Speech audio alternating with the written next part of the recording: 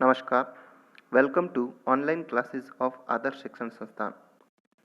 इस वीडियो में हम क्लास 8 का 8th लेसन और शॉर्ट मॉनसून डायरी पढ़ेंगे। जैसा कि चैप्टर के नाम से ही स्पष्ट है, एक संक्षिप्त मॉनसून डायरी, अर्थात इसमें मॉनसून के मौसम के बारे में संक्षिप्त रूप से बताया गया है। डायरी एक रिकॉर्ड होता है जिसे व्यक्ति अपने निजी अनुभवों और डेली लाइफ में किए गए कार्यों का विवरण लिखता है। उसमें व्यक्ति अपने भविष्य की योजनाओं के बारे में, जो वो तुरंत या भविष्य में करना चाहता है, ऐसे कार्यों के बारे में भी लिखता है। अब तक जो डायरी पब्लिश हुई है उनमें सबसे फेमस है the diary of Anne Frank, जो कि एन फ्रैंक के द्वारा लिखी गई डायरी के विवरण में से कुछ भाग लिया गया है। इस पाठ में रस्किन बॉन्ड ने मॉनसून के मौसम के बारे में अपना अनुभव प्रस्तुत किया है और मॉनसून के मौसम में उसे जो छोटी छोटी खुशियाँ और कुछ पछतावे, रिग्रेट्स प्राप्त होते हैं, जिन बातों से उसको रिग्रेट होता है, वो सब विवरण इसने इस पाठ में लिखा है। Let's begin. Part first, June 24. The first day of monsoon mist, and it's strange how all the birds fall silent as the mist comes climbing up the hill. Perhaps that's what makes the mist so melancholy. Not only does it conceal the hills, it blankets them in silence too. Only an hour ago, the trees were ringing with bird song, and now the forest is deathly still as though it were midnight. Through the mist, Biju is calling to his sister. I can hear him running about on the hillside, but I cannot see him. First part में सबसे पहले Ruskin bond ने 24 जून के दिन उसने क्या देखा या क्या महसूस किया उसके बारे में बताया है। The first day of monsoon mist, ये मॉनसून मिस्ट का पहला दिन था। मिस्ट का अर्थ होता है कोहरा या धुंध, अर्थात ये मॉनसून का पहला दिन था और बहुत ज़्यादा कोहरा छाया हुआ था। And it's strange how all the birds fall silent as the mist comes climbing up the hill. And it's strange, और ये काफ़ी अजीब था, how all the birds fall silent, कि सारे के सारे पक्षी जो इतनी देर तक चहचहा रहे थे, वहाँ पे आवाज़ कर रहे थे, वो सब अचानक से शांत हो गई। As the mist comes climbing up the hill, जैसे ही कोहरा पहाड़ियों पर आया, पहाड़ियों पर कोहरा छाने लगा, सारे के सारे पक्षी हैं वो एकदम शांत हो गए, उनका चहचहाना, बातें करना सब बंद हो गया। Perhaps that's what makes the mist so melancholy. शायद यही वो चीज़ है, अर्थात कोहरे के आने से चारों तरफ शांति छा जाती है, यही वो चीज़ है जो कि मिस्ट को, कोहरे को काफ़ी मेलंकली यानी दुखी, बहुत ज़्यादा सैड या दुखी बनाता है। इसीलिए लोग कोहरे को दुख का प्रतीक मानते हैं। मेलंकली का मतलब होता है वेरी सैड।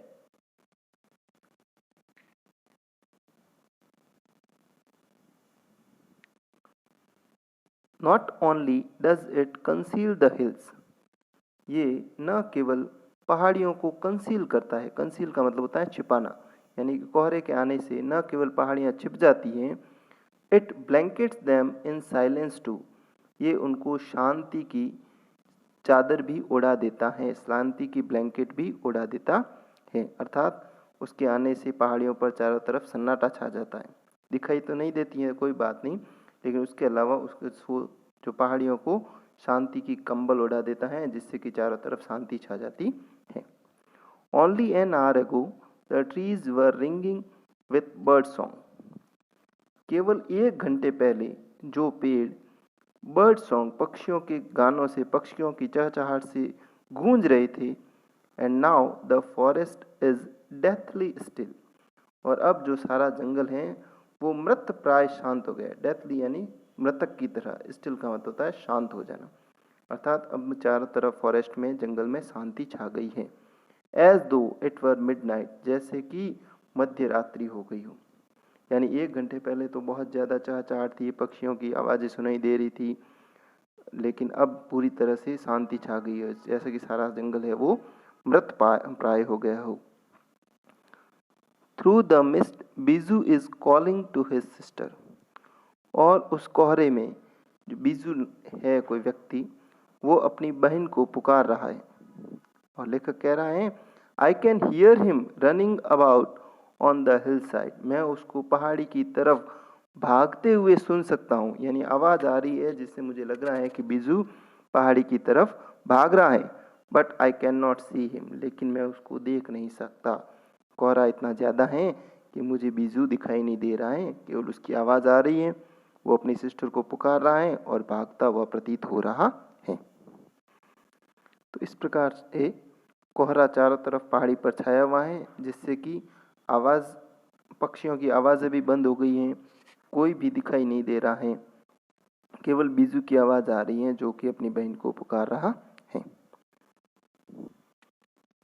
नेक्स्ट जून 25, अब 25 जून के बारे में बता रहा है लेखक। सम genuine early monsoon rain, warm and humid, and not that cold high altitude stuff we have been having all year.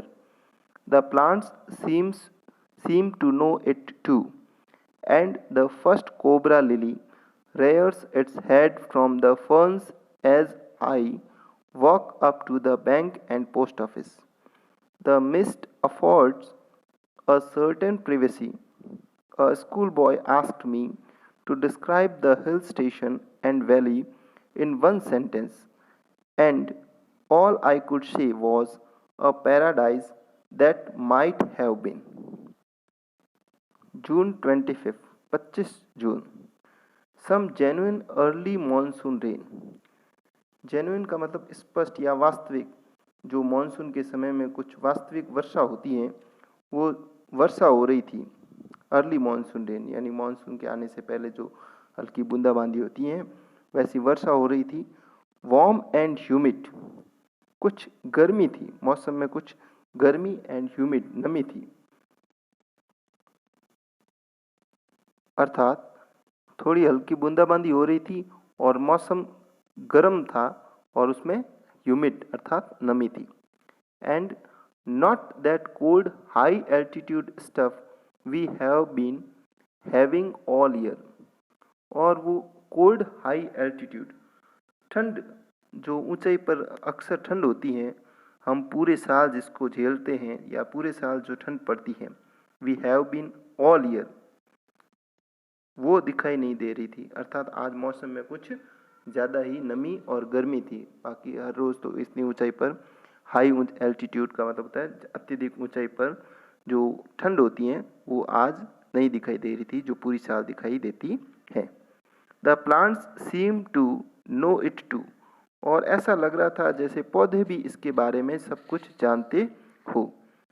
And the first cobra lily rares its head from the ferns, और जो पहली cobra lily एक प्रकार का पौधा होता है, ये यहाँ पे चित्र में दिखाई दे रहा है, ये कोबरा लिली का पौधा है।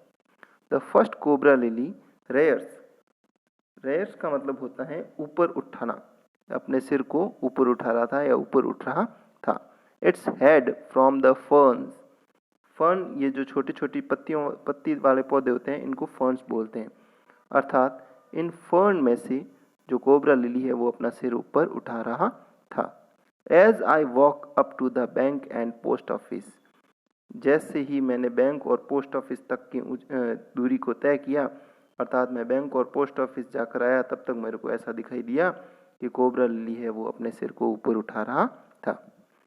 The mist affords a certain privacy, जो कोहरा होता है वो सर्टेन का मतलब होता है निश्चित, और प्रिवेसी का मतलब होता है गोपनीयता।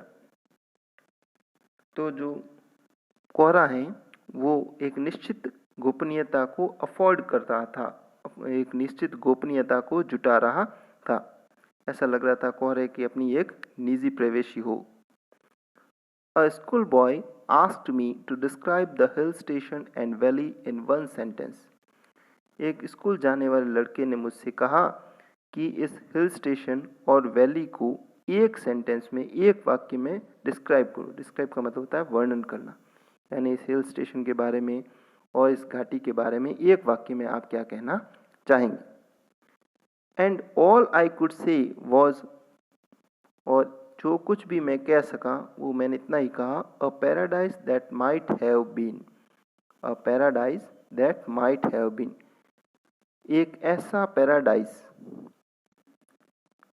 दैट माइट हैव बीन, जो शायद हो सकता था, यानी एक ऐसा स्वर्ग जो कभी बन सकता था, वही आज ये घाटी बन गया।